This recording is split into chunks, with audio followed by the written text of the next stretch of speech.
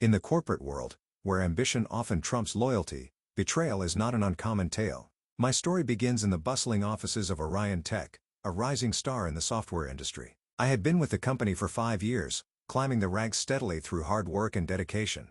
My role as a senior developer put me at the forefront of Orion's most critical projects. I loved my job and respected the team I worked with, or at least, I thought I did. Among my colleagues, Sarah stood out. She joined the team 2 years after me, brimming with enthusiasm and fresh ideas. Her charm and intelligence quickly earned her a reputation as a rising star within the company. Sarah and I were paired on numerous projects, and our professional dynamic soon evolved into what I thought was a genuine friendship. We often stayed late, bouncing ideas off each other, and I came to trust her implicitly. The project that changed everything was codenamed Nimbus, a revolutionary cloud-based platform that promised to redefine our industry. It was a high-stakes endeavor, with potential investors watching our every move. I was leading the project, but Sarah played a crucial role, contributing insights and solutions that often propelled us forward.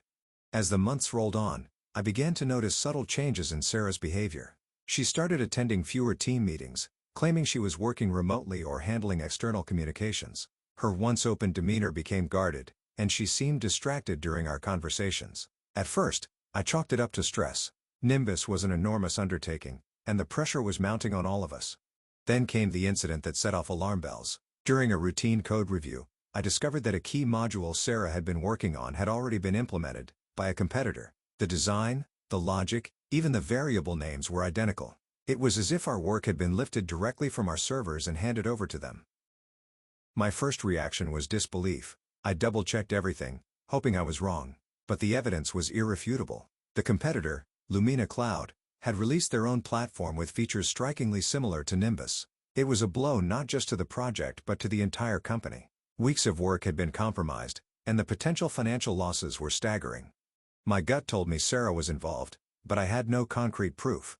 Confronting her without evidence would only create more problems. I decided to dig deeper, starting with our internal systems. With the help of IT, I reviewed access logs, file downloads, and email correspondence. What I found was damning. Sarah had been exporting sensitive documents and modules to her personal devices. She had also been corresponding with someone at Lumina, using vague but telling language that hinted at collaboration. The timestamps on these actions coincided with the period when Lumina's suspiciously similar features were developed. I brought my findings to our CEO, Amanda. She listened intently, her expression a mix of anger and disbelief. Sarah had been one of her most trusted employees, and the idea that she could betray the company was difficult to accept, but the evidence spoke for itself. "We need to act quickly," Amanda said. "If Lumina has our work, they've already violated intellectual property laws. But first, we need to confront Sarah." The confrontation was tense. Sarah denied everything at first, her face a mask of indignation. But as Amanda laid out the evidence, her composure began to crack. Finally, she admitted to leaking the information but tried to justify her actions. "I felt undervalued here," she said, her voice trembling. "Lumina offered me a chance to make a real impact, to be recognized for my contributions. I didn't mean to hurt anyone." Her words were like a slap in the face. We had trusted her, valued her, and given her opportunities. Her betrayal wasn't just a professional affront, it was personal. Sarah was terminated immediately, and legal proceedings were initiated against her and Lumina Cloud. The fallout was massive. Nimbus was delayed by months, and the team's morale took a significant hit. Rebuilding trust within the company became a monumental task. The experience left me scarred.